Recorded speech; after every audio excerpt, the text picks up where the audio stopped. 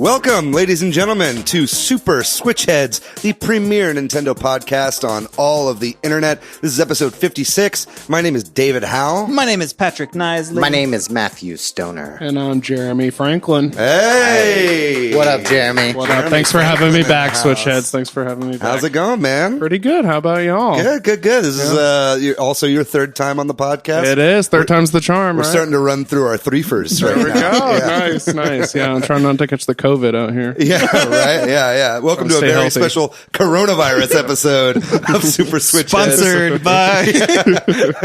We can make jokes about it until it affects us in a few weeks. Exactly. Give us a week. Yeah, Which maybe it kind of has already, but we'll get to it in just a little bit. Folks, this episode, we are going to be talking all about difficulty in video games. That's what our discussion topic's going to be about this time. We actually will be talking about are some games too easy or some games too hard? How important is it to have difficulty settings in your games? And what are the advantages of that? We'll be talking all about that this week. And then we got a bunch of news for you guys tonight. Like I said up top, a lot of coronavirus news. It's really affecting a lot of things in the gaming industry. We got E3 news, some 2K sports stuff, which is kind of exciting. Some Doom news, Sakurai passing out. We'll get all to it. That's just a little bit of a preview for you. Other than that, how are you guys doing? How was your weeks? Doing pretty good. Yeah? Yeah, pretty good. Yeah. Did this past week feel really long to anybody else? Or was that just me? It really did. Yeah. So last week, driving home from the podcast, my car died just as I pulled into my garage. My clutch went out halfway home, started to go out. It was very stressful last half of the drive. And then my car wouldn't work in the morning. Totaled. Bought a new car. What? Whoa. New car. AC didn't work. So I had to take it back. They fixed it for free. Fucking thank God. Yeah. And I just got it back today. So I have been dealing with that all the last week. What'd you get? So it's felt like a really long week for me You because it was real probably could stressful. have used a new car, honestly. Yes, I'm glad you got My car one. was not feeling great. What ride did you get? I got a Prius. Hey, Nice, Prius. I used Prius. That's, you know why? Because you respect the earth. Yes, Yep, that is exactly. why. Very And that good. MPG, baby. Yeah. Yeah, I had a pretty good week. The Castlevania Season 3 premiered this past week on Thursday, and that's very exciting. I actually work on the show. I'm an editor at Powerhouse Animation. Shout out Congratulations. to any Powerhouse people that might be listening. And it's had really, really great reception so far. Really, really happy with it. I don't know if you guys have seen Season 3 yet. Whoop, whoop. Yeah, you guys need to, though. I think it's our best season. I'm halfway through season 2.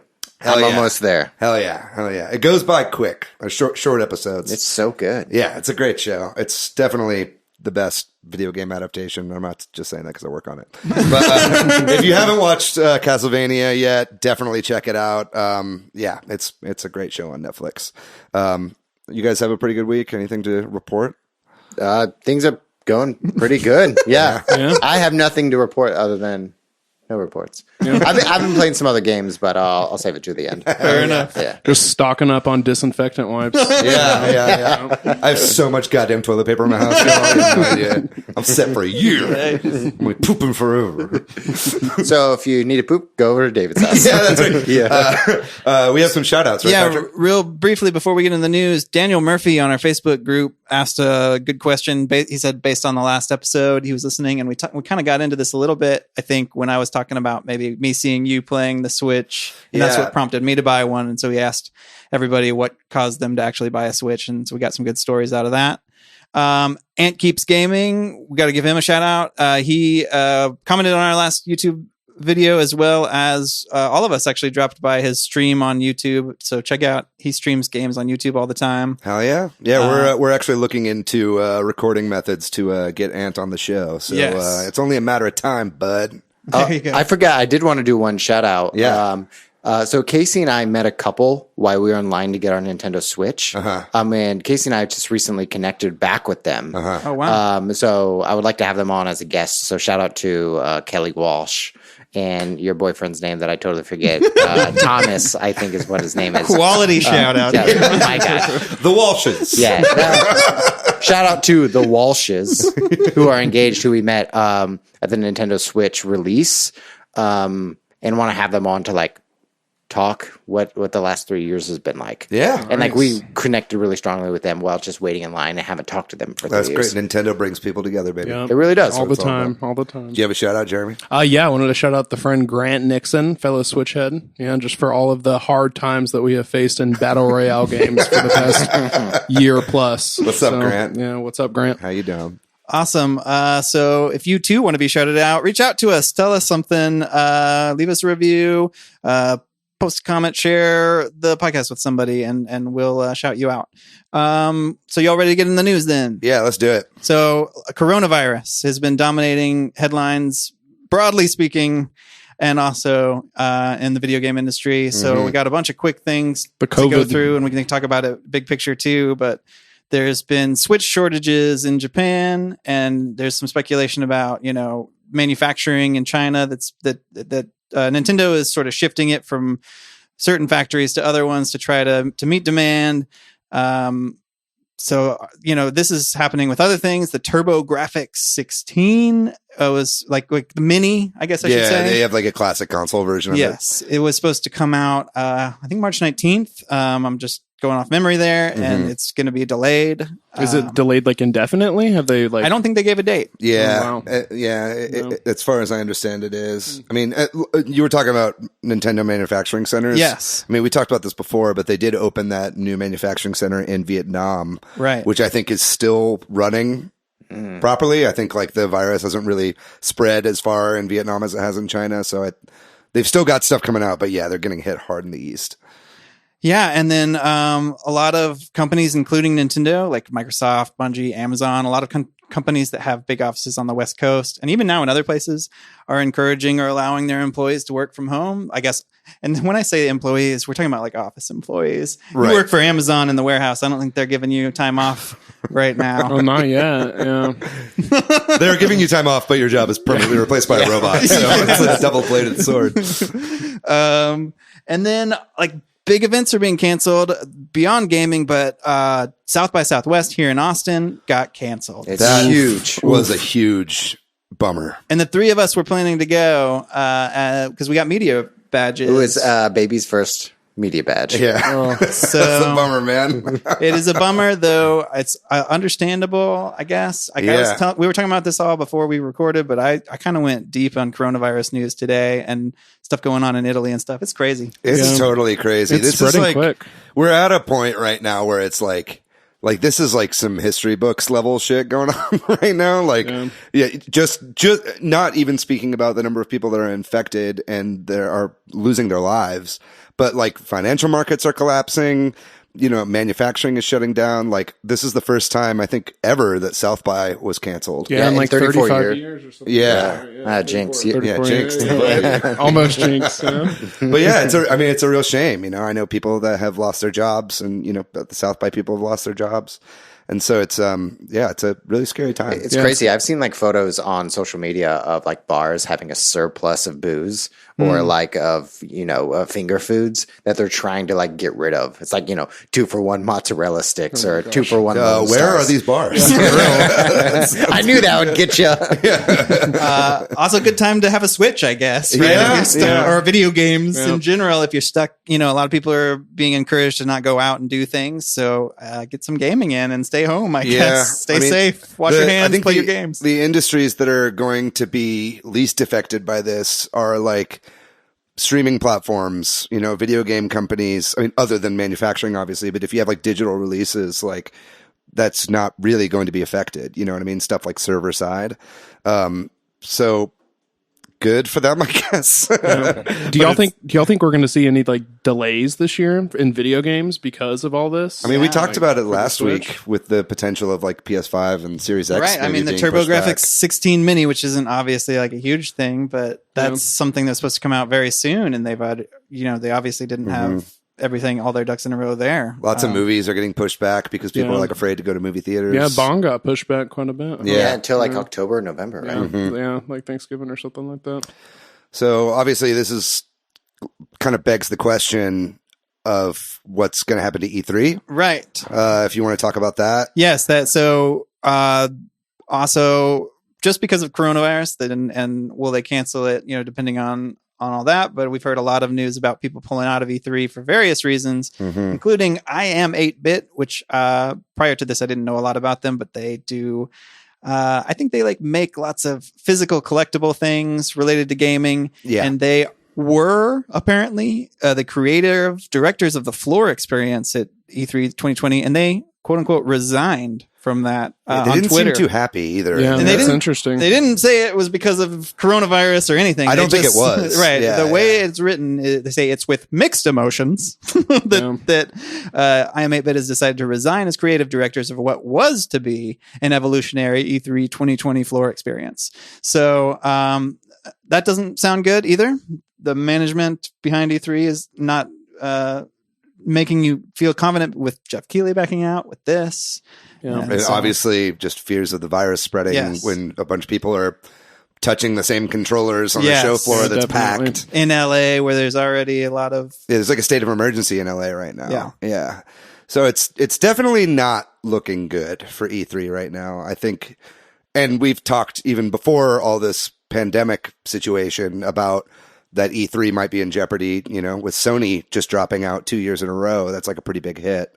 I thought they were going to lean more into the YouTuber and that side of things, like the merchandise side of stuff too. But now that you say that I Am 8-Bit's dropping out and stuff too, it's like, where are they really trying to go with it? Like, where do y'all think that what do you think is an E3 in 2020 looks like at this point? I think it's going to be canceled. Yeah, I think it's going to be canceled, which is a shame because we also have media badges for that. I think it depends on really what happens with the trajectory of this with coronavirus in the next month or two. But if it doesn't get canceled, it's not going to be the same event. And I keep seeing people say, what's going to happen to all these events? But E3 is in particular one when everybody realizes that they don't need to spend all the money to go to these events, or they can have direct marketing things. This is something people keep saying. You can argue with it or not. I hear that argument a lot, but I think it kind of is not, I don't really understand that argument because it's assuming that only if E3 2020 doesn't happen that these companies will realize they don't need it. Right. I think they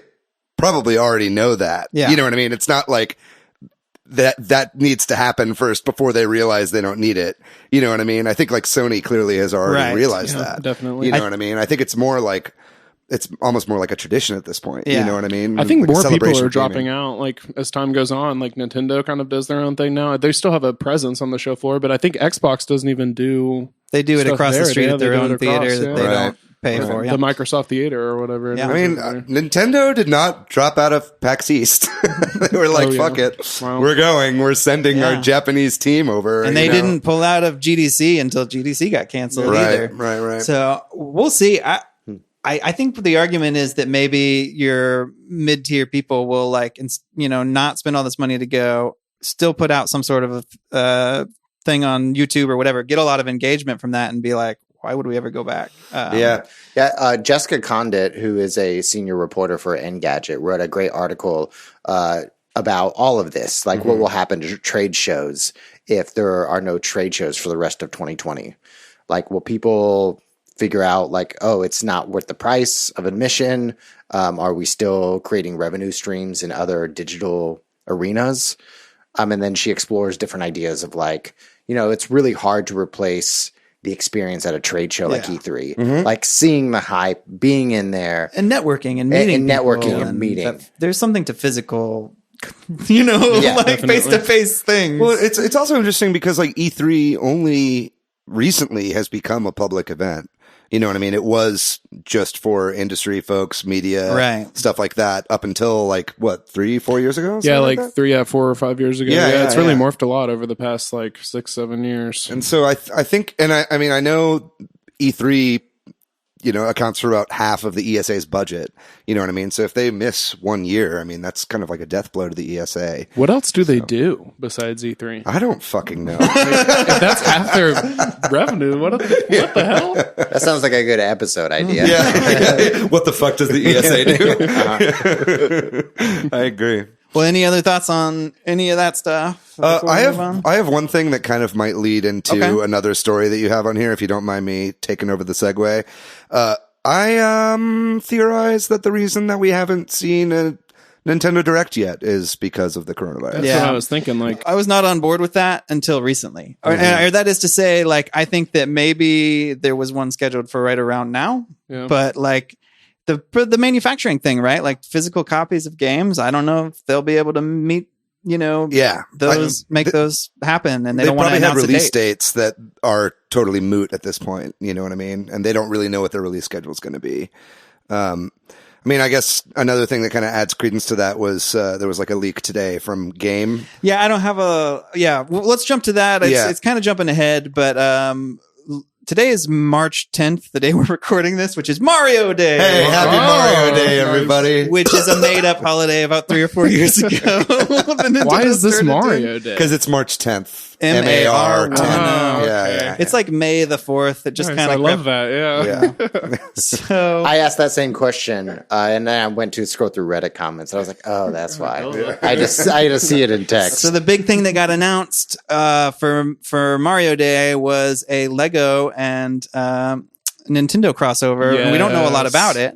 But it was just kind of teased. It was just teased, and they had this sort of weird image, which at first I was like, "Oh, this is gonna be awesome." They're making Lego sets. I'm a huge Lego fan.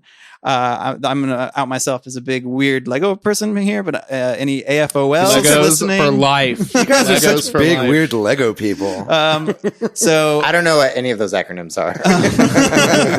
Adult fan of Lego. Oh, okay. So but then the image they tease is really weird. It's because it's got like a digital display. Mario looks really weird. It's like that you only see half of Mario, and he's got like a digital display on his chest, and like his mouth is digital.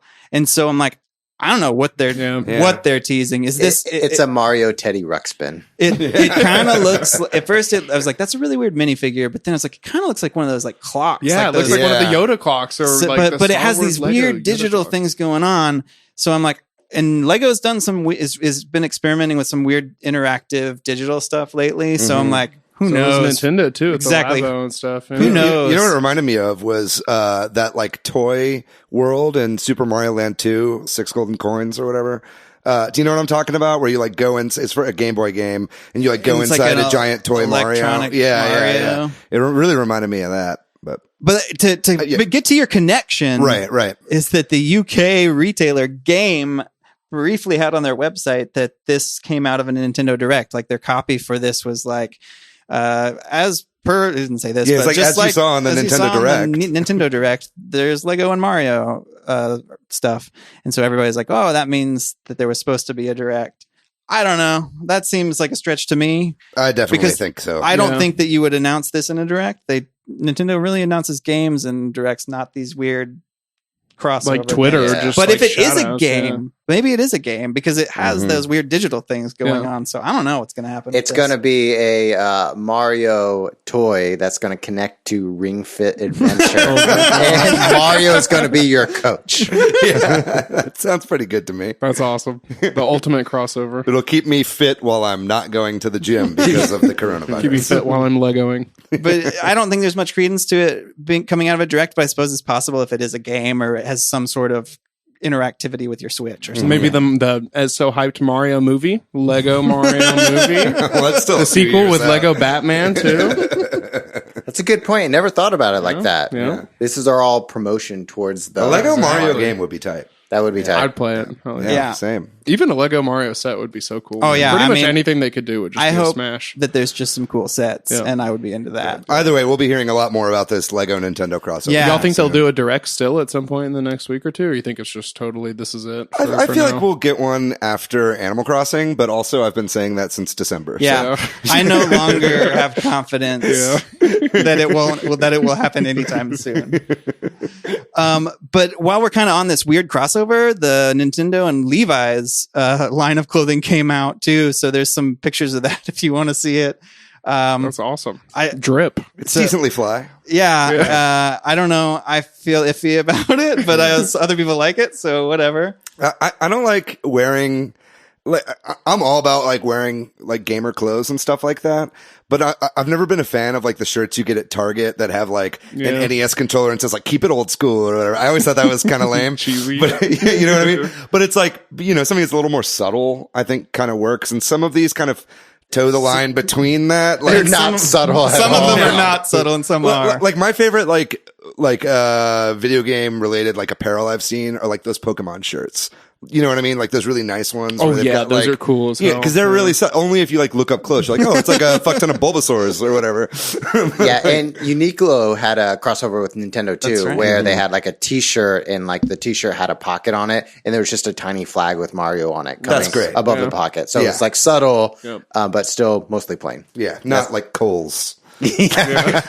So is there like Mario jeans now or what? Yeah, they have Jeans, like overalls. What? the- Overalls? yeah, it's crazy. Oh my god. But we got Jeremy's got his phone out right now. He's ordering. pre-order. Pre-order. we got a lot of news, so I'm going to push us on. Yeah. We don't need to talk about Levi's anymore. 2K got their NFL license back. And Really? yeah. Oh, wow. That just happened today. But it's non-simulation style license. So like EA maintains the like I guess realistic Oh yeah, like Super Bowl simulation stuff. I video guess. games. I don't know what that means. I Weird. don't know if it'll be more like NFL Blitz or if it just means like I don't know. I'm kind of curious what I think it will be. I think basically the idea is they get the NFL license back. They can use players, they can use teams, they can use stadiums, but they can not basically be a direct competitor to the Madden series. So I think the idea is it'll be kind of more like arcade style yeah. football games, which I'm honestly more interested in than a simulation style. Me too. Anyway. We need 100%. more of those games. Yeah. Yeah. We haven't had Hopefully those in we a long time. fucking Sega will bring some of that. I don't know if Sega still owns 2K, but like, hopefully they bring that shit to Switch because EA certainly isn't bringing Madden to Switch. yeah. Damn. Also, we got a little bit more information about Doom 64 that there was an interview that US Gamer did with some folks over did the port of or the update of Doom 64, and they asked them if there's any connection with the new Doom games, and they indicated there's a new chapter in Doom 64 for people that get to it. I guess it seems like you maybe have to beat the game or find it or something. So that's cool. There's new content there. I'm which really is, excited about that. Yeah. I'm honestly more excited to play Doom 64 than I am to play Doom Eternal at this point. Does Doom Eternal come out this Friday or next Friday too for Switch? Also? No, it's coming out later for Switch. Okay. Yeah, it comes out on the same day as Animal Crossing. but for other Doom platforms. Eternal. Yeah, for other platforms. Yeah. Right. They haven't given a release date, but I imagine it'll be within a couple Yeah, not months. too I long know off. Panic Button is also doing this port, so it's yeah. like I think they just basically I think they're still finishing the game. I mean, I think it's mostly done, but like, day one patches and stuff like that, they want to make sure they incorporate all that stuff whenever it eventually launches on the Switch. Yeah. So it makes sense it would come out a little bit later. But yeah, still on the 20th of March, Doom 64 will be coming out for the Switch and all the platforms. It's as still well. coming out for Yep. Switch too, even though Eternal's not. That game looks awesome. Both of them do. Yeah, I can't wait. I love the classic Dooms.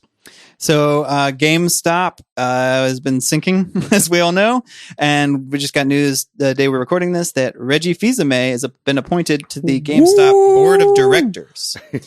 So, Or as the GameStop press release said, Reginald Fils-Aimé. Very weird to not see him called Reggie. that's true. So being on a board of directors doesn't mean he'll have a ton of influence, but it definitely lends some name credence, and it does. I mean, he will I have feel like it'll some. instill some confidence. Yeah, I think that's what Yeah. it's done for, is to make investors and everybody feel like, hey, we're getting somebody with some video game industry experience here. And he's got other retail experience as well, like he worked, at Pizza Hut, and he worked at, what was one of the other big companies he used to work at? He's worked at a few, man. He's worked Yeah, at like I don't bunches, remember like exactly, but yeah, I know they got like him and somebody from like PetSmart and Walmart. Yeah, something from old Walmart too. Yeah, right? yeah.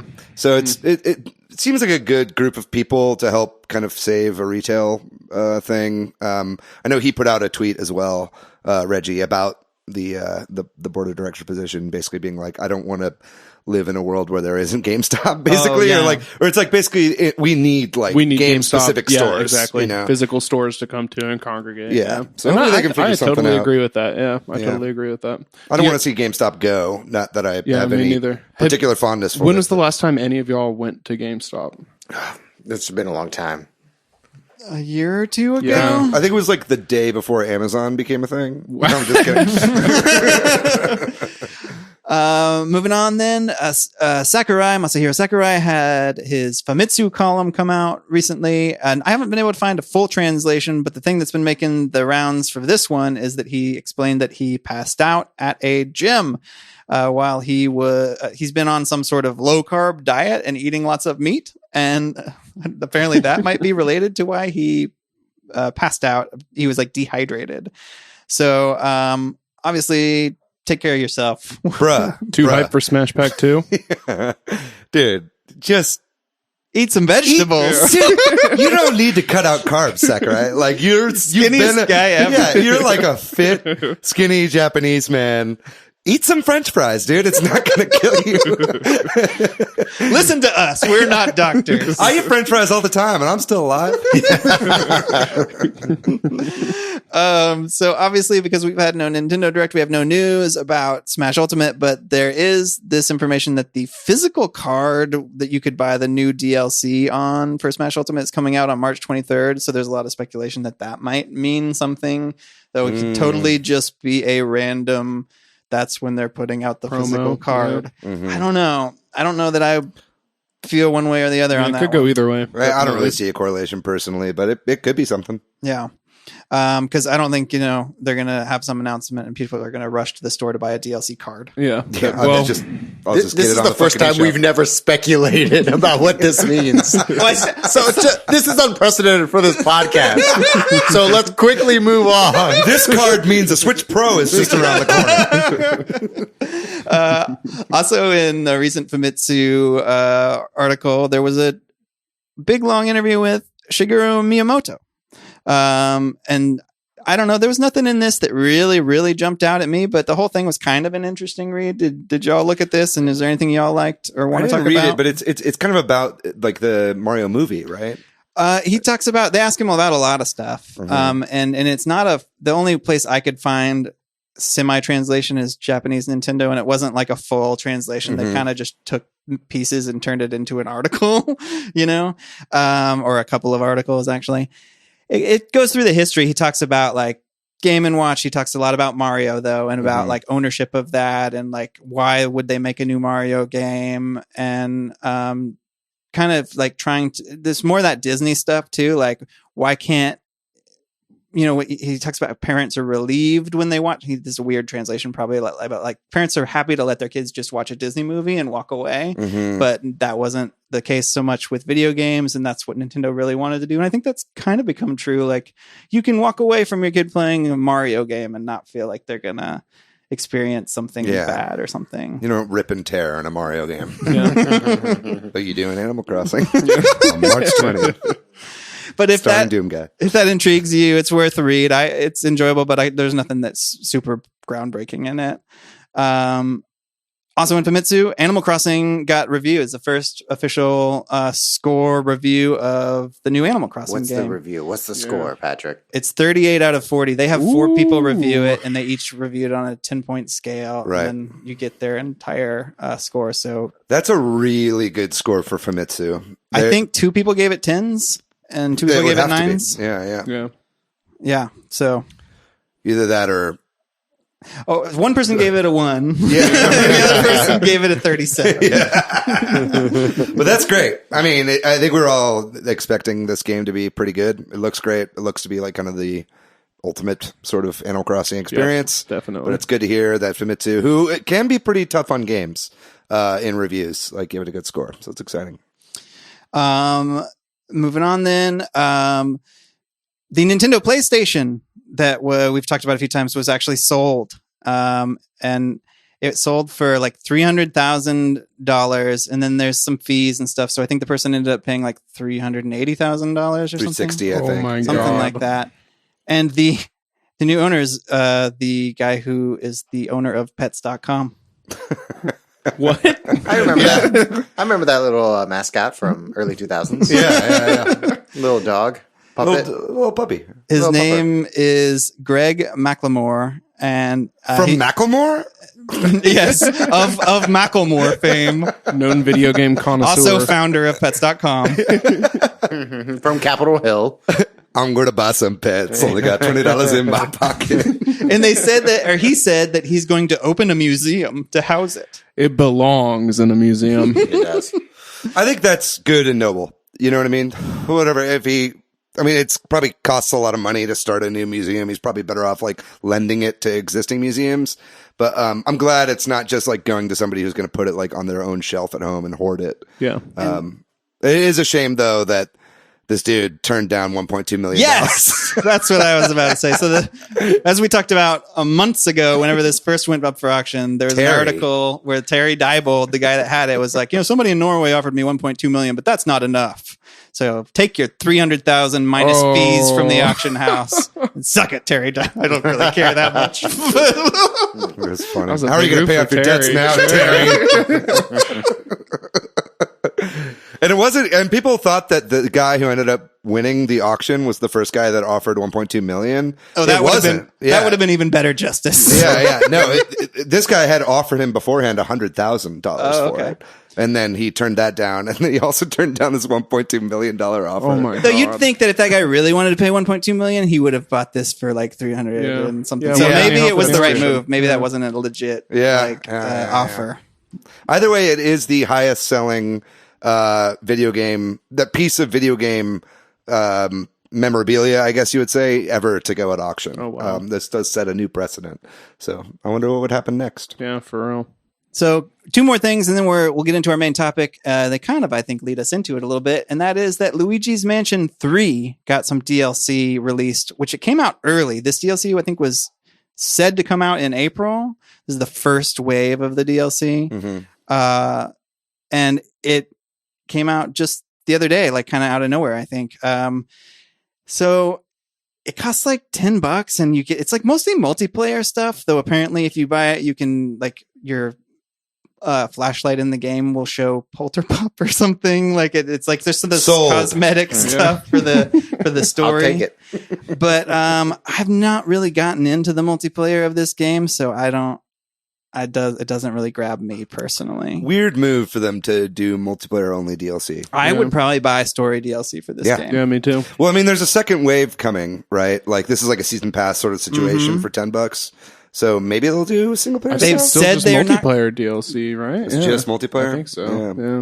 They even made a big deal before the game came out that they're not going to do story DLC, and I took it to mean they wouldn't do DLC period. So when this got announced, I went back to that and I read that it just said story DLC, and I'm like, that's so weird. Yeah. I guess they just know they're going to make a sequel. I mean, the game was really successful, so it's like you might as well save that stuff for a sequel, and then just kind of like improve the multiplayer experience instead. Yeah.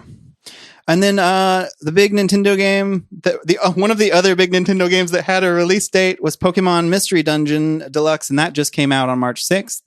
And that I've played the demo of it, and it's a super easy game that's not very fun because it's so easy. It's an old game too, right? Yeah, it's a remaster remake of it. It's a remake of the Game Boy Advance games. Yeah, and I think that if you're into it, great. I hope you enjoy it, but I think it is going to be the kind of fodder for our difficulty discussion of like, that's not a game for me, and that's fine. Maybe. I've heard from people that like grew up with a Mystery Dungeon game saying that this game is a lot of fun, but I can't help but think that it's just not made for us. Yeah, the gameplay loop is not satisfying to me. It's too easy and repetitive, though.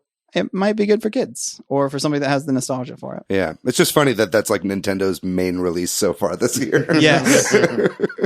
And one of the few ones we had a date for. Yeah. And here we are. Yeah. So we'll take a real quick break and then we'll get into the difficulty discussion. Sounds good. We are back, and we are going to be talking about the concept of difficulty settings and difficulty in games, hard games, easy games, hard mode, that kind of stuff. So just like big picture, I think I think everyone would agree probably that difficulty settings are a good thing. And that way, lots of different people can play a game, but it's okay for some games to just have a no setting and to be really hard for people who want that challenge, or to be really easy, like a Kirby game for kids, or for people that just want a chill game. So we need all these different kinds of games, right? I think, or do we want difficulty settings in every game? That's sort of maybe the big question we're asking here. Big picture thoughts? Anybody want to jump in? I think that games having difficulty settings in general is a great thing, but I think that it's okay for games specifically, some games, to like totally opt out of that. Yeah. And I also think it's okay to not like those games. It goes on that same path. Right. So like this conversation came up a lot back when Sekiro came out, back in like February or March of 2019, however long ago it was. I mean, that's why we brought you on the show, is because you're both a big fan of Sekiro and like Kirby Star Allies. Yes, exactly. I'm a staunch believer in both types, and I'm also a very big believer in that Sekiro does nothing wrong by not offering any difficulty option in it personally, and I think that adds a lot to the game. What do you think about people that mod it so that it can have difficulty settings? I think that, there you go. There's difficulty in that itself, honestly. There was that big meme specifically for Sekiro, right? Where somebody modded the game to make it to have an easy mode, and then there was that person that freaked out about it. Like, you are ruining the game. Like, whatever that meme was. I mean, that's pretty ridiculous. Yeah. At the point where if you really want to just go mod it and do it just to play through it, I mean, whatever. Just go dick around with the game. Who cares? But I think I totally agree with everything you're saying, and I'm just playing devil's advocate. But if it's okay to mod it, then why shouldn't there just be difficulty settings in it? You know what I mean? Well, sure. Because the developers didn't want it that way, and that's not the way that they envisioned it originally, right? Which, I mean, makes it sound kind of like bullshit, but I mean, like... That's a good point. I mean, I think it's like... surely we'll delve into this a lot deeper here in just a second, but it's like...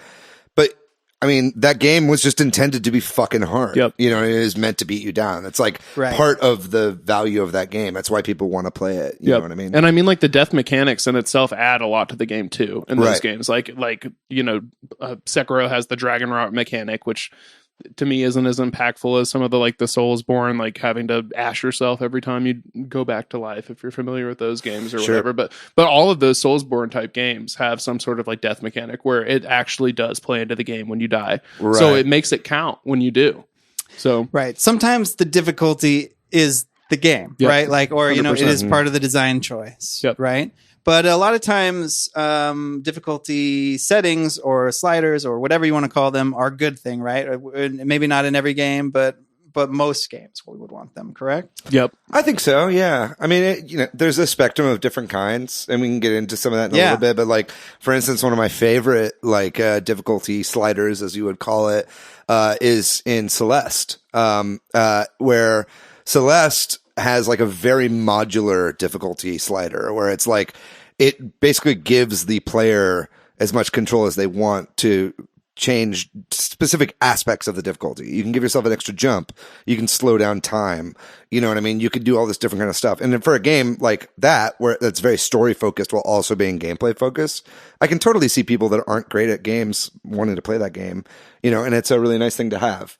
Yeah. Yep. So I think the argument for why most games, or a good chunk of them, should have these sort of settings is accessibility, right? I mean, we don't want video games to have this weird gatekeeping where it's like, you suck, get good kind of thing. Like, I think that some gamers would want that, but that's kind of a toxic attitude, right? Yeah, I think very much. Like, especially for younger people or people who have not had gaming be part of their life until they're later, to their adults or something. And, that doesn't make those people want to play. You know what I mean? Something's frustratingly hard. I was just wondering if we can discuss what difficulty is. Yeah, sure. I think that's a big part of this too. So like if we're talking about Sekiro, or we're talking about God of War or Dark Souls, difficulty is that there are bigger consequences for your lack of action or lack of reaction. Mm-hmm. Yeah. So if it's Dark Souls, you lose all of your stuff and you have permadeath. Mm-hmm. That's difficulty. Like, the consequences are so much bigger versus a game like, Yoshi's Crafted World, where you have unlimited lives and it's seemingly invincible, and there's little to no consequences.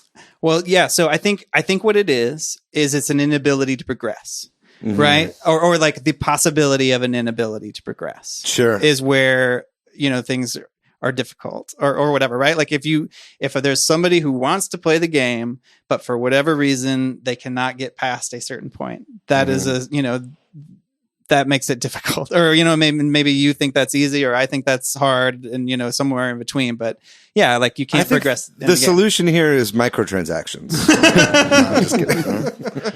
So like the other thing I was thinking about with this too was like, it's not just how necessarily reactionary it is, but also like, what about like for say Destiny raid bosses or World of Warcraft raid bosses, where they basically just crank the HP up to 10 million. And then you're not necessarily doing anything but clicking one button over and over. That's the kind of difficulty that I don't like. Yeah, like I agree. bullet sponges, right? Whenever you just increase the amount of hits an enemy can take and it just takes longer, I don't think that's necessarily like a good form of difficulty. I think that's just elongating an experience for the sake of elongating it. Right. So we can talk about this. This is one of the things I want to talk about. Yeah. What makes a hard, challenging game good? Mm-hmm. Right? Like, how could you why is Sekiro hard but fun versus like some game that is hard but just is like, well, I don't want to keep playing. You know what I mean? There are several things that I have written down here, but if you want to, but some of them are like pacing. You can't have every moment be the thing that permakills you. You have to have some sort of sense of like being safe at certain times. Yep. And some sort of save states. I mean, a lot of old games didn't have that, but some way to save your state, or a save state, some sort of save times, sense of accomplishment. Yeah. Mm-hmm. Like feeling like you learned something is the biggest thing for Sekiro and in the Soulsborne type games. Or just any game. It's that dopamine rush you get when you finally beat something. Yep. You know what I mean? Yeah. And I feel like Sekiro games or any game that has like a specific pattern to a boss or a character that you have to figure out. It's like a puzzle game. Yeah. You have to figure out the rhythm. You have to match your movement to the rhythm. Figure out the reads. And figure out what you can do to deal the most damage while getting less damage done to yourself. Good way to and that has to feel fair. Yes. Right. Yeah. Too much randomness or something that's just almost inhumanly possible to do or whatever. The Soulsborne games get like that sometimes, frustratingly so. Yeah, definitely. And that's where the whole conversation is really interesting, where it gets tricky, because for me, that might be a different place than it is for all of you, and than it is for a 12-year-old. Than it is for Magnus. Yeah. He gets frustrated at very simple games, So, are there any other things you can think of that you would want to make sure that are in a good, that make a difficult game worth playing or good? I was watching an interview recently with one of the character designers and like developers for Doom Eternal, and they were talking about some of the enemies, how they're made to be purposefully frustrating. And he was talking about how it is like a line that you toe between being so frustrating that you put the game down, being frustrating to where like when you finally beat it, you have that sense of accomplishment. And I think that's like the special sauce, right? Like is figuring out that very delicate balance there. Because like, yeah, there should, if you want your game to be difficult and you want that sense of accomplishment to be bigger, like it has to be hard. You know what I mean? Otherwise, there's no point in playing it as far as the developers are concerned. You're playing Pokemon Mystery Dungeon. Yeah. Oh, shade. Such shade. But it's like, but yeah, I think that, but then you can also go too far in the other direction. Like I think, and honestly, I think Nintendo is a company that is guilty of this, and they've gotten some criticism from this in the past.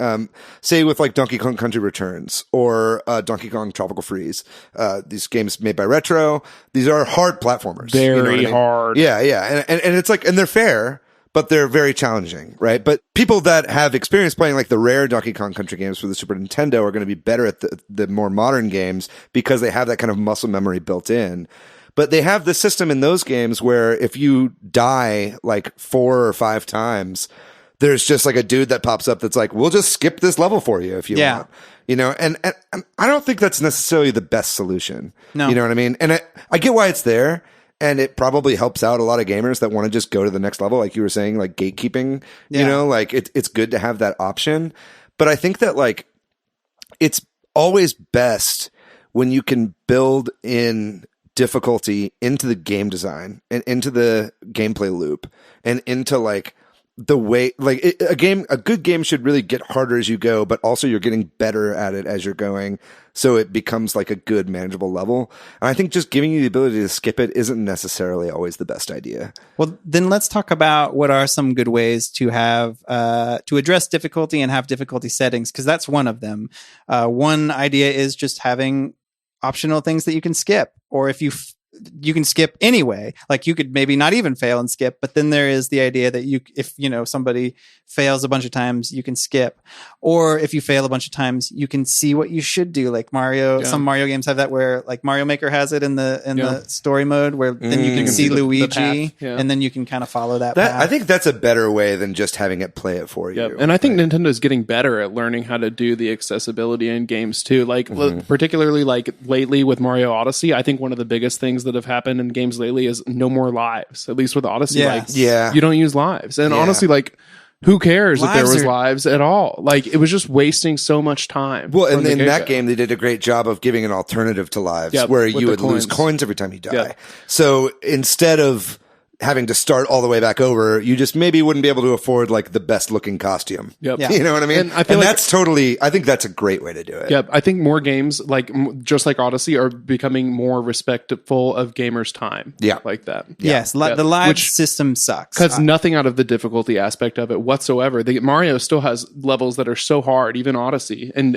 you're still just going over and over again trying to beat it, wasting coins, but you don't have to wait 10 times and go through game overs and stuff. And you were right, Patrick. I think that lives in video games and like continues are a holdover from the arcade era. Yes. And we're 100%. so beyond that at this point. Yes. We don't need that anymore. And they're still in a lot of games. And every time it comes some up, games that like games that are really going for that classic feel, but I mean, like, it's okay for games to It's a evolve, nostalgic too. thing Like, at this point, I think. there's no hard rules, right? If you find a good way to incorporate lives or continues that feels fair, or if that's, or kind of like in the Sekiro sense, if that's what makes the game challenging, then I guess there's room for it. But in general, I'm against lives. Yeah. Circling back to David, what you said, you really, what makes a good, difficult game good is you really have to ease the player into that difficulty. Like you and I, we talked about Kunai, the last boss is terribly difficult. Very hard. And so the game does lead you into more difficult bosses, but the last one is supremely more difficult than the other ones. And huge difficulty spikes are bad. Yeah, I think that's just in general how like humans learn. Like if you're trying to learn how to skateboard, you're not going to go from like learning how to kick and then go to do a kick flip To do a 1920 all of a sudden. well, like Antichrist air. Like it just doesn't work that way. But like if you, I think of a game that's not particularly hard, but like Shadow of the Colossus, where the first Colossi is really like easy and fun and satisfying, but the more you play that game, you're like, oh, this one's flying, but this one's big, but this time I have to like you learn the mechanics. Yeah, you learn as you go. I can't grip anymore or whatever. Yeah, or I lose grip and I fall off and I have to start out from the bottom. And the moments of joy and dopamine rush are like, I'm learning, I'm gaining a little more traction, I'm failing, and I'm getting further each time, and I'm failing, and I'm getting even further. So there's like some growth. And that's just like what I'm really passionate about. It's just like, that's how we learn new skills and learn new things. Yeah. I'm going to jump off of that and say another way that a game can address difficulty or have good difficulty settings is a good tutorial, right? Or and that can expand into the broader sense of like a good easing you into the mechanics and all that. Like if you can teach a player in a low stakes environment some of the things that they will then be able to use in a higher stakes environment. Yeah. That's really important. I think there's go ahead. On that level, like if you've played Mega Man X, that first Mega Man X level is like Masterclass. just master in tutorial. Yeah. It tells you how to fire, consequences of like not jumping through a gap, consequences of running into a guy, how to charge a shot. And it's not pausing to be like, hey, here's a tutorial message to teach you to press A. It's like you have to press all the buttons and then you realize A is what makes you jump. And you know what I mean? It's like, it's a natural way to teach you, right? Yeah, the game like shows you, it doesn't tell you. Celeste does this really well. The intro to Celeste where you have to then first time you have to use the dash. I watched a friend of mine who's not a big gamer play that because I had him play it, and everybody hits that right. They just did a really good job of teaching you the mechanics in kind of a low stakes environment. Some other things that can happen with a tutorial kind of is you can have sort of a skill determination in that. Like you can have an intro level that kind of like slots the player into a difficulty. That's sort of a behind the scenes difficulty thing that I can't think of any games that do this, but this is a thing that can happen that I've heard about. Can you explain it again? Yeah. So like you have a tutorial section, or a first level that depending on how the player does, you determine that the game determines their difficulty setting they should play at. Okay. I like that. Yeah. So that you don't feel like, hey, dummy, you're playing on super easy mode. Yeah, that's a nice way to do it. And then you can... Like Death Stranding did that. Yeah. So like if you died a lot, it said, hey, do you want to lower the difficulty? But without even telling you. Right. And sort of determining a baseline for you early on. So a very fluid difficulty kind of method. And I went to the conference where they talked about difficulty at PAX South when we went there, and that was something one of the developers was talking about. And he cited a game or two that does that, so I can't remember what they were, but I thought that was an interesting idea. Mm-hmm. With difficulty, I think it's also a balancing act in that like you don't necessarily want to. How am I supposed to say this? I think you run the risk of like patronizing the player. Yes. You know what I mean? Like for instance, going back to Tropical Freeze or Donkey Kong Country Returns, like anytime the like gold monkey or whatever shows up and is like, I could skip this level for you. Yeah. I'm always like, you know what? Fuck you. Yep. You know what I mean? Cause like, hey, yeah, so what? I lost a couple times. I'm not going to just like give up right now and fuck you for thinking that I'm like some, kid that can't beat this. Isn't that and I know that's a problem with me. No. I feel that way too in the Mario Maker story mode. Whenever that would happen to me, I'd be like, I'm shame. You know what I mean? Yeah. Like it almost like makes me not want to play it a little bit more. Oh yeah. You know what I mean? It makes me want to like get back at it and say, no, I'm not going to do it. And try and actually beat the game. Right. But I think it's like, I just wish there was some way to make that more fluid, like you were talking about, and not, and if you're not going to want stuff. And another addition to that is like, sometimes players that like aren't as good at playing games or maybe aren't as experienced at video game playing, like since from an early age, like, still don't want to bring the difficulty down because of like a pride thing. Yeah. You know what I mean? And I think that can maybe lead us into this next thing, which is that customization, sliders, difficulty settings in a game, right? Like I think that's the obvious thing you can do in a game to address difficulty. And there is that feeling of sometimes like, well, I don't want to play on easy mode. Yeah. And that's a weird human psychological thing that I think maybe there are ways to get around, but I think having lots of different customization can also help with that. Like you were talking about, I can't remember, it was Celeste you were saying? Celeste, yeah, the modular design. Which obviously requires a lot of development time, and not every game can, this isn't the first thought of a game developer or a lot of these things are tacked on at the end. But if you can adjust different things, that might make you feel better. If you're like, you know what I mean? Like where you're like, I'm not lowering the difficulty to baby mode, I'm putting the AI on 6 instead of 7 or whatever, Smash does that, right? Yeah. Yeah, where with like enemy opponents. Yeah. And Fire Emblem has some pretty cool like slider options too, as far as like different like layers of it too, because you can adjust the difficulty of that game, and I think they added a couple of difficulties too. Yeah, so and then there's also like permadeath or non-permadeath. Yeah, exactly. So Fire Emblem Three Houses is an interesting case study because it is good that they have those settings, but it is stupid that you cannot adjust it both ways. Yeah. So once you go down, right, you are stuck. Oh, really? Wow. Really terrible design choice. That is terrible. Yeah. If you are going to let me go down, let me go back up. Yeah. I don't know. Stuff like that is such a weird. Yeah. That's where I sometimes think like game designers and developers can be too paternalistic about it. It's like, if you're going to give me options, give me options. Like they're gatekeeping. Well, like an example for that with me is like when I was playing Three Houses with Sasha, it was like we got that at the very beginning of the game. It's like, do you want to allow permadeath or not? Do you want to go easy mode or not? Right. And I don't want to be locked in sometimes. Yeah. And so like, so we're like, well, I don't want to fucking make it to where like if one of my people dies, it doesn't matter, then it just like takes away all the stakes.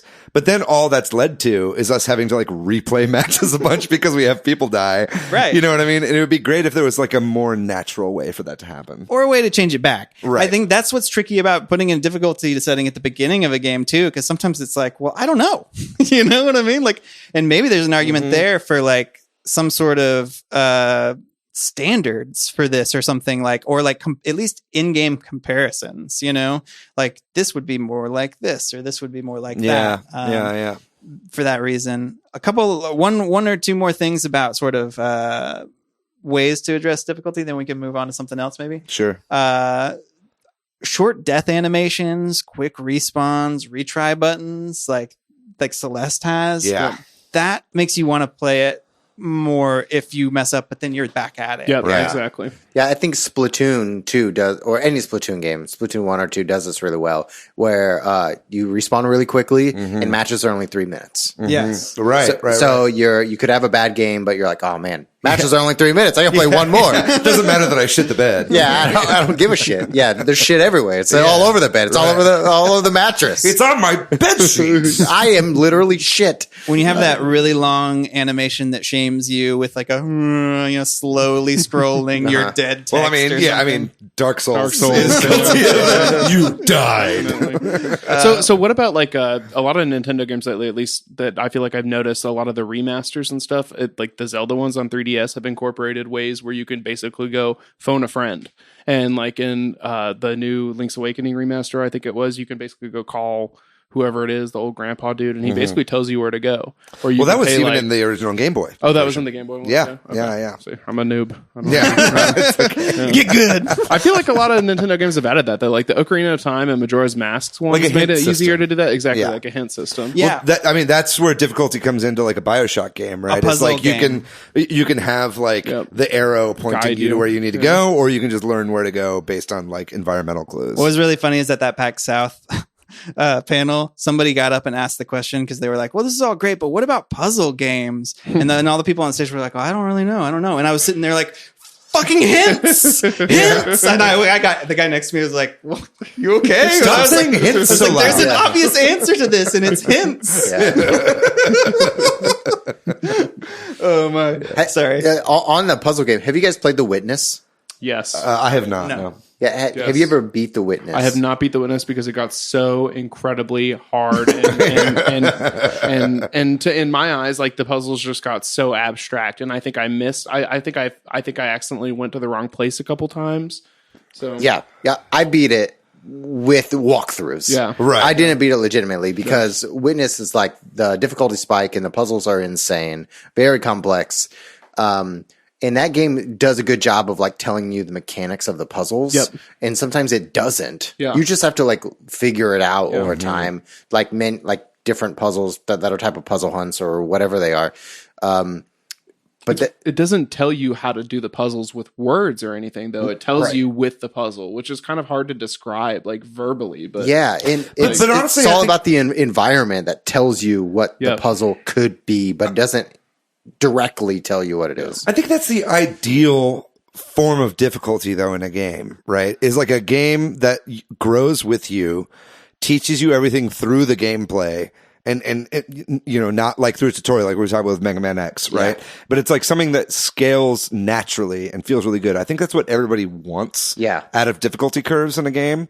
But it's just so hard to do right because there's so much to balance, so many different kinds of players. Right. But I think that's the ideal, right? It's like something that through the act of playing, you discover what to do. That's like the golden goose that everybody wants to get, but it's just so hard. Yeah, I have one example that I still think about that I wasn't good, and it's a recent example. You play the Final Fantasy VII demo? Yeah, and we'll talk about it later, but I did play that. It's great, but like the tutorial that tells you what the buttons are, like that really took me out of the experience. Yeah. Because there's words and you're reading, but the game doesn't give you time to practice like what the movements are. And then I learned after I beat the game that there were mechanics that were part of that tutorial that I skipped because I want to play the game. Too much info too soon is a different sort of problem. That's exactly what it is. Totally. Well, one last thing I want to say, and then I want to jump on something else that came out of what you just said, is tone. The way a game kind of has a tone about the difficulty matters. Like Celeste is so encouraging, is just in the way it teaches you the game. But then there's like games like Wolfenstein, where if you pick the lowest difficulty setting, it's called something like "I'm a baby, don't kill me." Well, that's age for you right there. That's like John Romero energy. But that just is. I feel like that's just shaming the player. And if you're gonna have that difficulty setting, I kind of get it, but I also think it's a weird choice. Like that. You know That's what I mean? the suck it down philosophy of id Software. Yeah, it's like, why give me this setting if you're going to make me feel like an idiot for it on some level? But so I think tone matters, and it kind of sets the pace. But then you were kind of talking about this in walkthroughs and stuff, right? Like communities around games can help with difficulty or make a game harder by being asses, like, and not sharing information or something. Sekiro goes totally with that, because I'll be honest, at least at the beginning, there's a couple bosses I totally cheesed just trying to beat it, just because like there's just easy ways to do it. And like even on that, like you can call it cheesing, but you just learn strategies from people online too. And like even if it doesn't make it like cheese, quote unquote, like it's still hard, but it kind of is the way that the game is meant to be played too, on a sense. But right, which is also kind of a funny thing too, where if you're like, I won't lower the difficulty, but I'm gonna like find this corner where nobody can hurt me and just swing my sword or whatever, like just clip through the enemy over and over. Yeah. It's a fine line. It's a funny thing that we do as players to make ourselves feel better about not knocking the difficulty down. And that's a personal problem. Thanks, David. But when I'm cheesing the game, I'm like, it's not my fault you didn't fix it. Exactly. Yeah. Well, no, I mean, it makes you feel good that you like beat the game. I broke the game. Yeah, exactly. Well, I think just for time reasons, we should move on to one of the bigger things, which is easy games. We've talked a lot about hard games and difficulty settings, but what about sort of the other end of it? What makes an easy game worth playing as somebody who's decent at video games and not 5 or whatever? Some of my ideas for that would be like a good story, good characters, good gameplay. For me, I think it's just fun. Yeah, fun gameplay. An easy game can still be fun. It's like a game doesn't have to be hard to be fun. It just has to be satisfying. So why? Yeah, right? But why? Like why?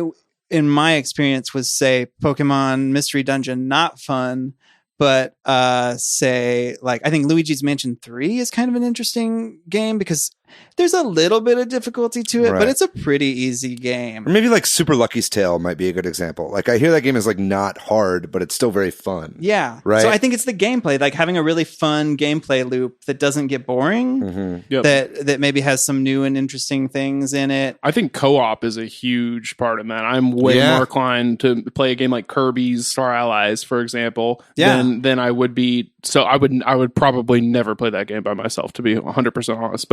But I had an absolute blast playing that game in co-op. You know, like it's just fun. I mean, you crack a couple beers and play some games. And it's funny you mentioned co-op as well, because what we're talking about, like adding difficulty sliders to games, like means more like programming on the time of developers. Like co-op does that as well. Yeah. You know what I mean? It's like you have to like be able to play the game by yourself and with 2 players and have it still be the same amount of difficulty. Yeah, or close to it, or right, or close enough to it to be satisfying. Yeah, so that it's not too easy if you have 2 people, which Kirby Star Allies might be, but but I think it's easy no matter how you play that game.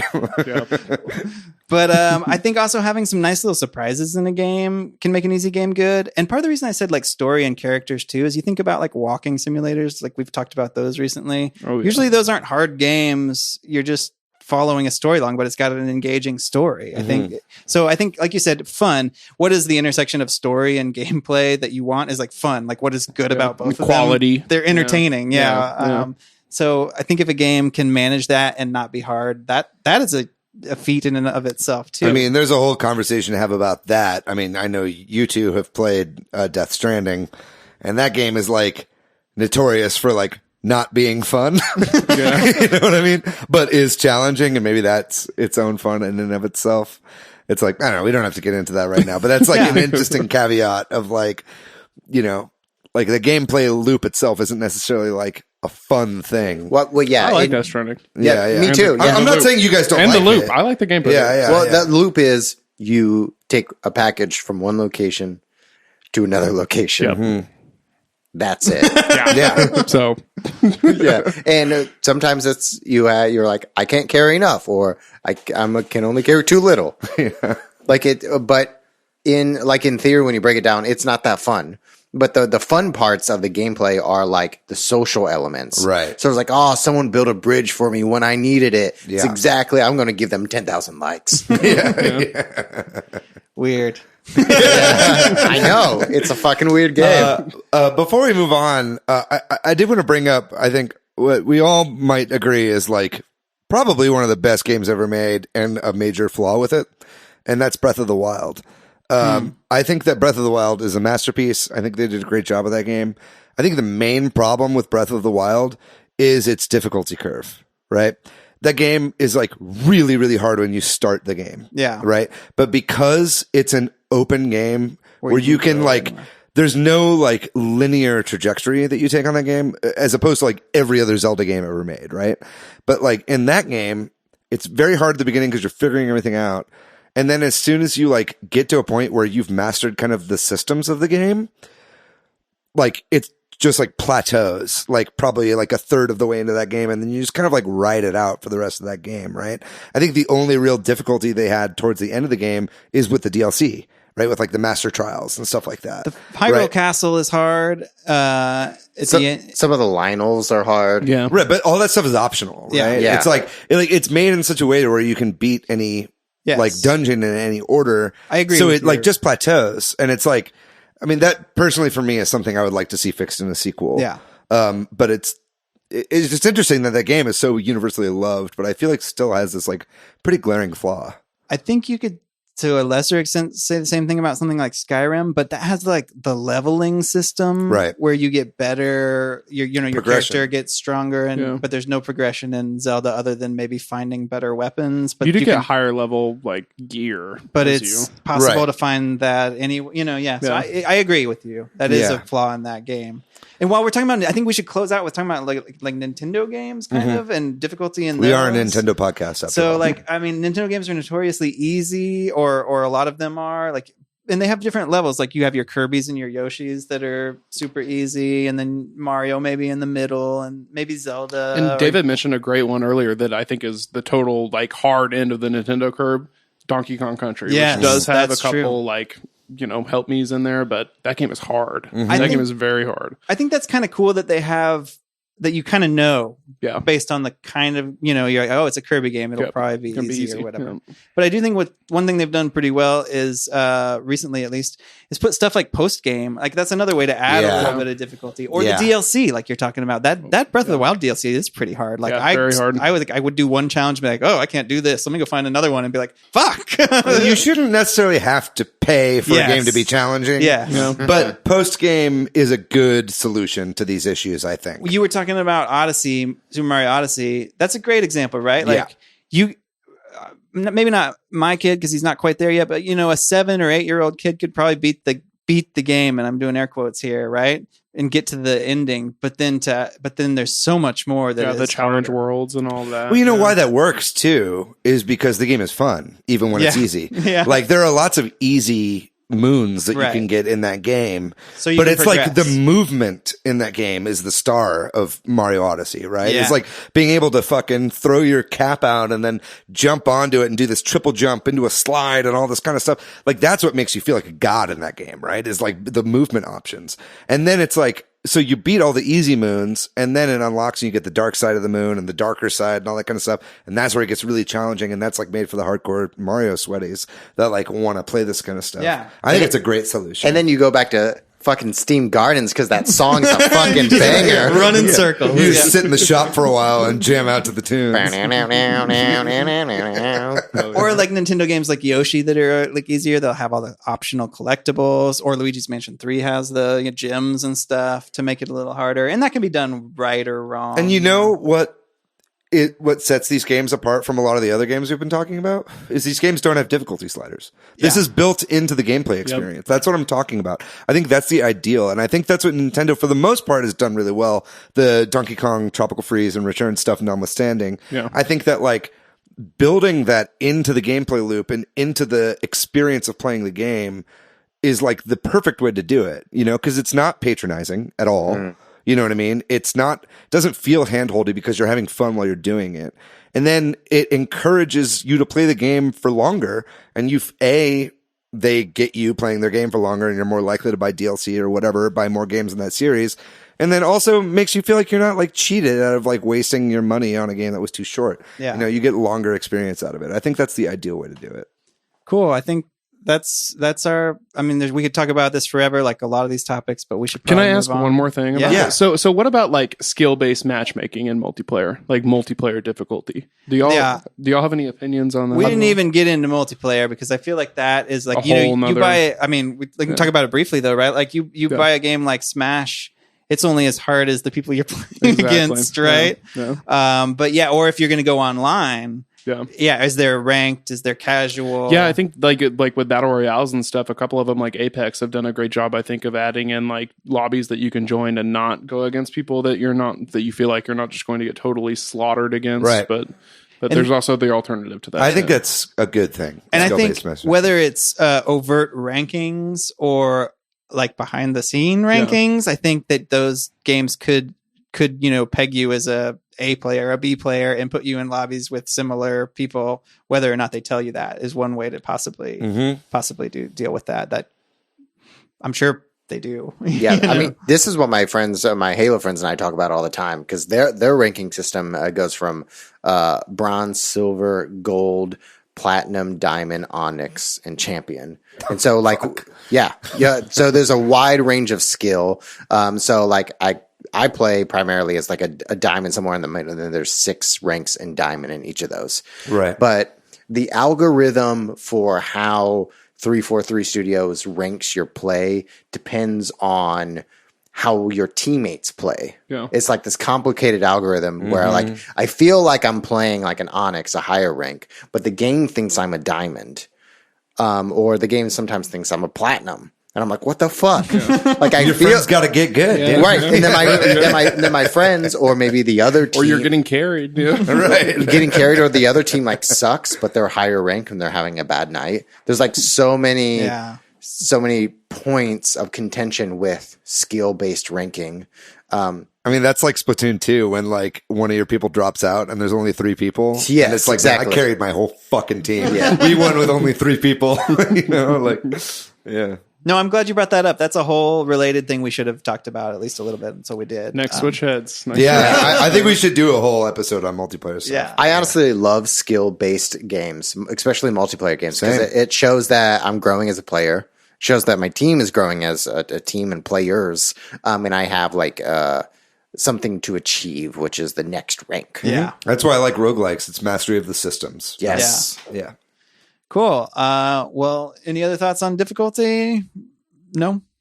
I think that just about covers it. Yeah. I think that was comprehensive. And if you have any questions, then you're wrong. The only thing is, difficulty games, I'm okay with them. I don't love them. Yep. I am too. I mean, I grew up in the Super Nintendo generation, right? So it's like I get the most out of I get frustrated at games, but then when I beat them, it like pays off, and so I love that kind of stuff. I love Sekiro, but if it was the only game I had to play, I would probably stop playing video games because of how frustrating it gets. Yeah. It's You need nice the to yin have and a the Kirby yang. Star Allies Exactly. to cut that experience. Totally. with I think it. that's a big point too, right? Like it's nice to have the Sekiros that are innately hard where you can't slide difficulty down for when you're in the mood for that. And it's nice to have other games for you. It shows the maturity of the medium as a whole that we can have all these different kinds of experiences, right? We've got something for the people that just really want difficult, challenging games.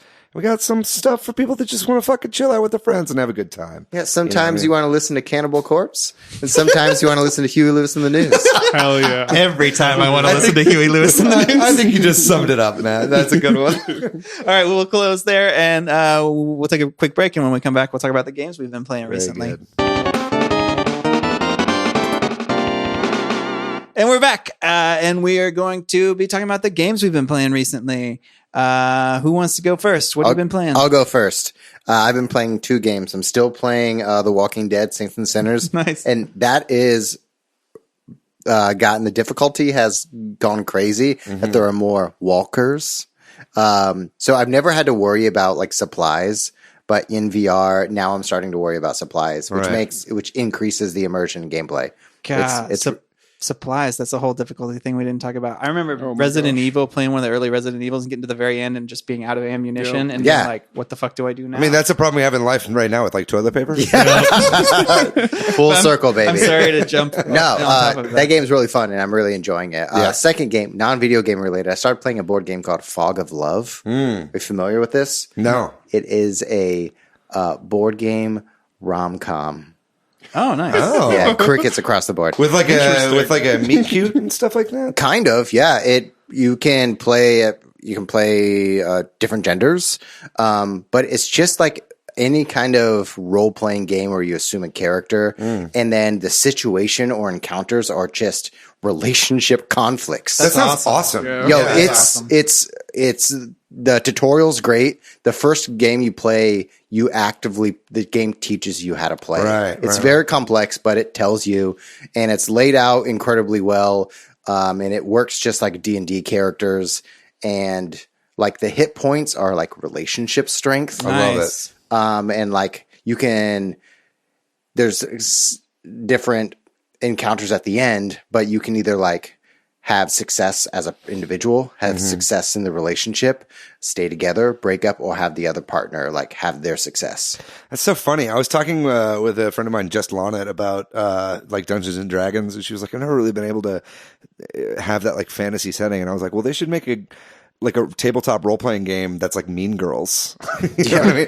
It's like click based, like factions and stuff. That's kind of what that game sounds like to me. Yo, it is legit. Like it's such a well designed game. That's awesome. And they have different expansions where you can have like gay couples or trans couples or supernatural couples. Oh, If you're into ghosts, Data Ghost. maybe. Fog of Love. Fog of Love. Yeah. It's good. Hell yeah. It's $40. check That's it the only thing that's weird is it's expensive, but there's lots of pieces. I'll just borrow it from you then. That sounds good. Well, you don't need to go to therapy. Just play Fog of Love. How about y'all? I'll go next. First off, I want to say, because I know you just said you've been playing it, but the Final Fantasy VII Remake demo, Oh, yeah, I forgot. man, so good. I was pretty blown away by it. I thought it was incredible. The entire time I was playing, I had such a good time. And like, I mean, I knew that it was going to be amazing to like play through such a nostalgic kind of experience, but with a hugely revamped graphical style and gameplay. But I was not expecting to enjoy the battle mechanics so much. I really, really liked the like very action RPG style combat that they did. But it's still very strategy too. It's still very strategy based. And I love the kind of trade off of like anytime you need to use an item or do magic or whatever, you have to have your ATB gauge filled. Right.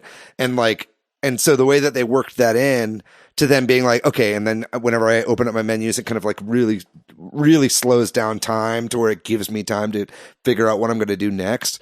I thought that was a great balance, and I thought they did really, really well. And then it was just incredible to see this stuff like built up. Like I was watching side by side comparisons between the PlayStation 1 game and this new game, and it was like mind blowing. Yeah. Just like how far we've gotten in 3D rendering technology alone. Even like gameplay aside, the art direction. Yeah. That first scene where it goes from you zoom out of Midgard and then you zoom into the train scene and then Cloud jumps from the train. Yeah. Like that transition is smooth as fuck. Yeah. There are some pre-rendered videos, but it's really hard to tell. Yeah, and the way they come in and out of them is really seamless. Yeah. I had a lot of hesitation about this. I was like, hey, this is probably just gonna not feel right or whatever, but I was totally engrossed by it. And I went from like being a little wary about it to being like, I'm gonna be getting this game as soon as it comes out. I loved the demo. It looks like they put a ton of love into it already. Yeah. And it's like, I mean, obviously it's only going to be the Midgar section of the game, and they've stretched that out to 40 minutes. So maybe the pacing will be a little weird in this game. We'll see. But at this point, I had so much fun with it. I'm definitely going to be picking If they that said game up. it's just Midgar, It's just Midgar. Okay. Yeah. It's gonna be like That was a episodic or whatever. yeah, I know it's going to be episodic, but I didn't know if they had really said when it ends because Yeah, I think it's just Midgar in this game.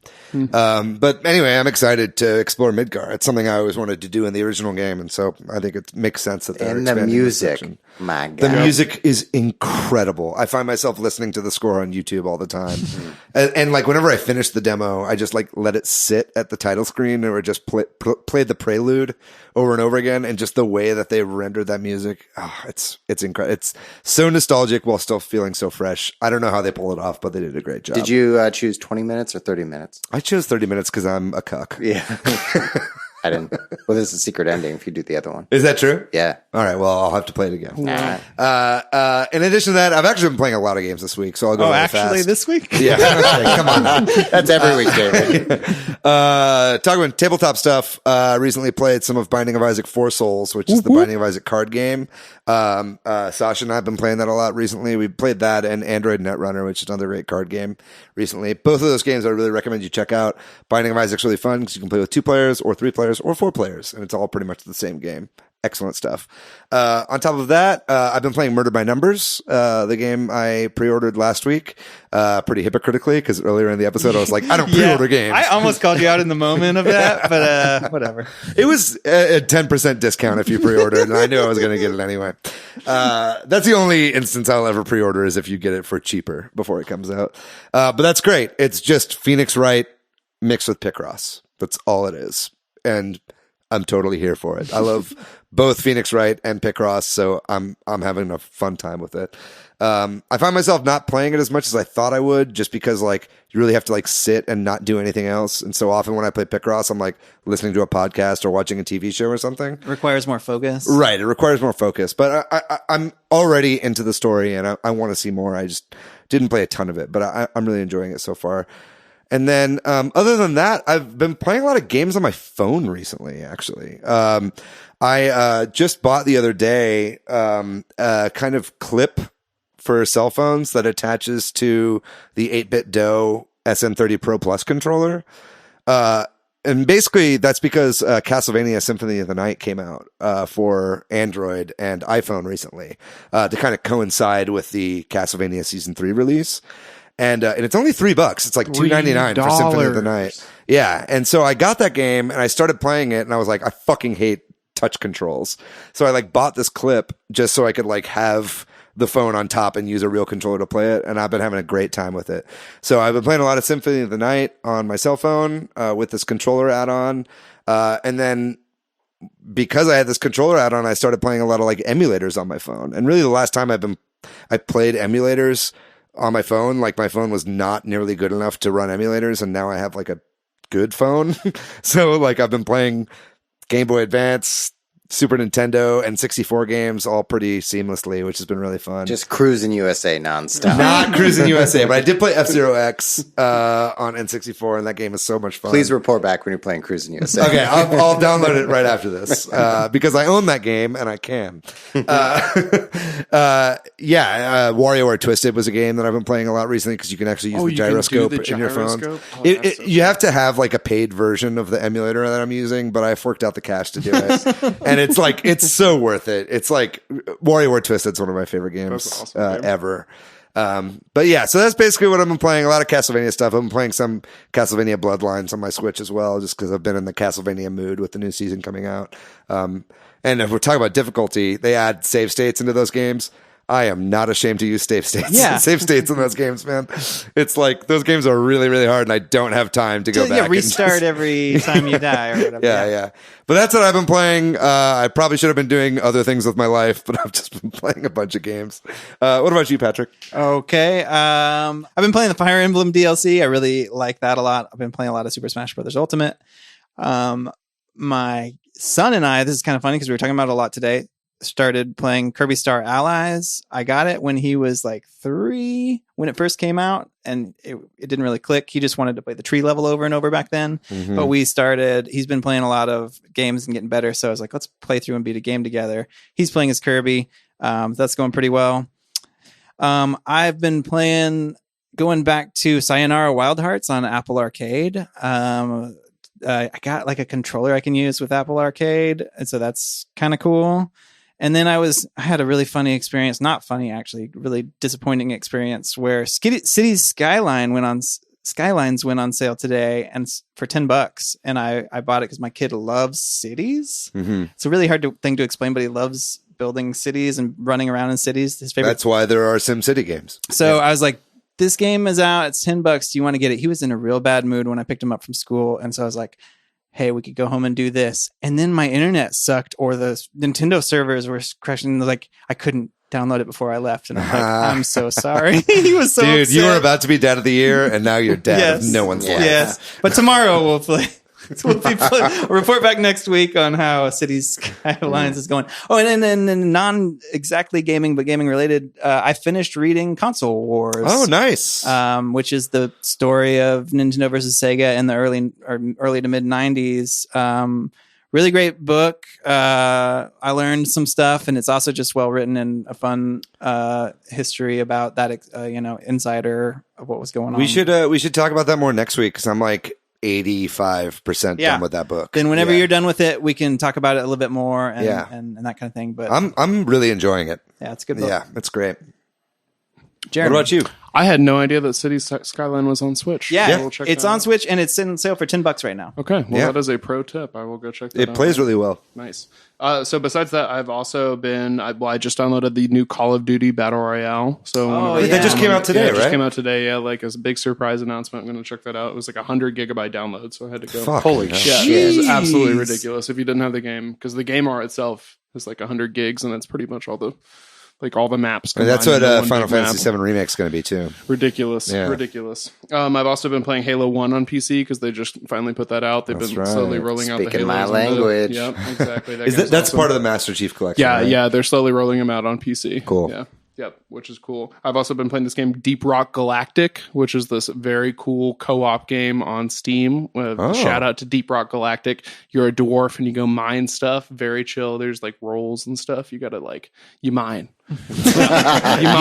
You mine a lot. And you gotta get out of the mine too. It's really tough. Yeah, so you gotta put zip lines and stuff. Very cool game. Very chill. Very chill. But difficulty slider too. So shout out. Yep. And the last one, I started Astral Chain. Haven't really gotten too far into it, but that's the plan for this weekend. Great and then game. Battlefront 2, Star Wars Battlefront 2. The mega shout out, because they added BB-8 to this game. They added the droid BB-8 from Star Wars to this game, and they have been adding so much stuff to Star Wars Battlefront 2 since it came out. Yeah. If you're at all interested in this game and you have any way to play it, you should go check it out. It's like $5 or It's something. usually on sale for like $5 to $15, and they have added so much free DLC content to the game over the years. Was it a big flop at the beginning for them to add that much, or wasn't there a bunch of? It was a bunch of controversy over pay to win Pushback stuff. over- Yeah, over Yeah. pay to win and microtransactions and Is stuff, that which still is in it? deserved. No, the microtransactions are not. All you can do is buy cosmetic stuff. Right.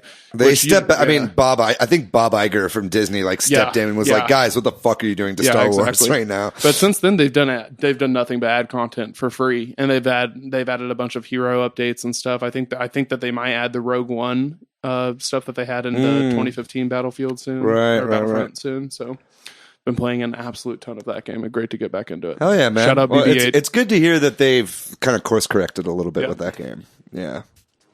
Nice. Well, I think that does it for this week's episode. Then, thanks, Jeremy, so much. Thanks for being Yeah. here. Thanks, Switch Heads. You had a good time? Yep, absolutely. Fourth Very time. good. Woo. Fourth time. Fourth time. Yeah, that'll Next be time. coming up. Yeah. That'll be coming up. And thanks, Prospective. thanks to Corduroy for doing our music. Thanks to you out there for listening. Shout out, give us a email or a tweet or a message somewhere if you have any thoughts about difficulty. And if you want to find us individually online, I am PDYX. I'm on Twitter, Matthew, MATHYOU. You can find me on the internet at Monolith Fiji. And what about you, Jeremy? I'm on PS4 at Poop Stump. There you go. Sorry to Chris McKeever, too, that we didn't get to Disney Tsum Tsum Festival. We'll get to it eventually. Dude, so sorry, man. Next week, there probably won't be a direct. Probably not. So we're going to probably talk about VR. Yeah, that's the idea. Half-Life Alyx is coming out soon. We're going to talk about state of VR. But if there is a direct, I guess we'll talk about that. This is going to be a Matt-specific episode. We will talk about VR and Labo. We'll only talk about Labo. That's all we'll be talking about. Ladies and gentlemen, thank you so much for listening to the podcast today. If you want to find our podcast on social, we are on Facebook and Instagram at Super Switch Headz, on Twitter at Switch Headz.